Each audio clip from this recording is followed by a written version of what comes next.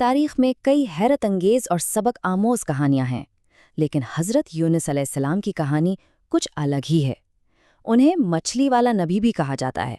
آئیے دیکھتے ہیں کہ ان کے ساتھ اور ان کی قوم کے ساتھ آخر ہوا کیا تھا۔ سوچنے کی بات ہے نا؟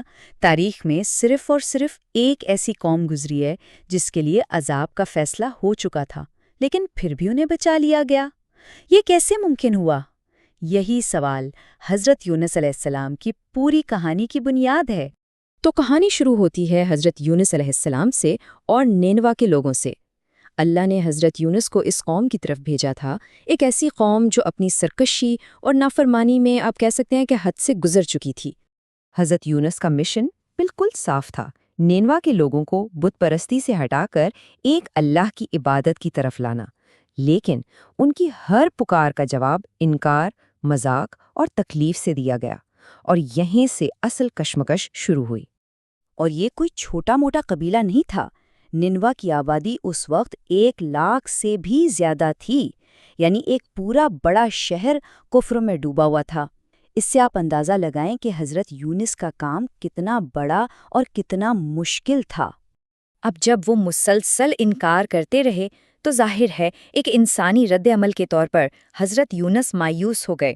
انہوں نے قوم کو خبردار کیا کہ 3 دن میں تم پر عذاب آئے گا، اور پھر اللہ کے واضح حکم کا انتظار کیے بغیر وہ اس بستی سے چلے گئے۔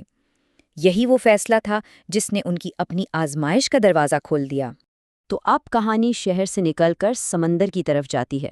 شہر چھوڑنے کے بعد حضرت یونس کا سفر انہیں سمندر کی خطرناک لہروں کی طرف لے گیا، جہاں ایک بالکل نئی اور سخت آزمائش ان کا انتظار کر رہی تھی۔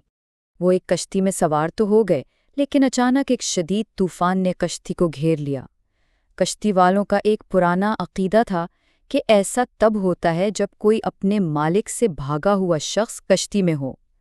شک کی سوئی سیدھا مسافروں کی طرف گھوم گئی، تو فیصلہ ہوا کہ قرعہ اندازی کی جائے۔ جب پہلی بار قرعہ ڈالا گیا تو نام نکلا حضرت یونس کا۔ عملے کو یقین نہ آیا، انہوں نے سوچا کہ یہ نیک آدمی ایسا نہیں کر سکتا۔ تو دوسری بار قرعہ ڈالا گیا، نام پھر سے حضرت یونس کا نکلا۔ تیسری اور آخری بار بھی نتیجہ وہی رہا۔ اب یہ بات صاف ہو چکی تھی کہ یہ ایک الہی فیصلہ ہے۔ اور پھر وہی ہوا جس کا ڈر تھا، انہیں سمندر میں پھینک دیا گیا، اور اللہ کے حکم سے ایک بہت بڑی مچھلی نے انہیں نگل لیا۔ یہ ان کی سب سے بڑی آزمائش کا آغاز تھا۔ اب کہانی کا رخ باہر سے اندر کی طرف، یعنی حضرت یونس کے باطن کی طرف مڑتا ہے۔ وہ ایک ایسی جگہ تھے جہاں مکمل تاریکی اور نا امیدی تھی، اور یہی لمحہ ان کے گہرے غور و فکر اور توبہ کا بنا۔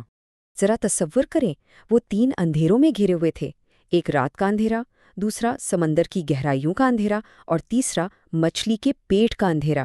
یہ تہ در تہ تاریکی تھی، دنیا سے مکمل تنہائی کا احساس۔ اسی گہرائی، اسی تنہائی اور اسی اندھیرے میں انہوں نے وہ دعا کی جو آج تک گونج رہی ہے۔ یہ صرف الفاظ نہیں تھے، یہ اپنی غلطی کا مکمل اعتراف تھا، اور اللہ کی پاکی اور عظمت کا ایک بے مثال اعلان تھا۔ اور ایک دعا نے سب کچھ بدل دیا۔ اب یہ کہانی صرف ایک شخص کی نہیں بلکہ نجات کی ایک دوہری داستان بن گئی۔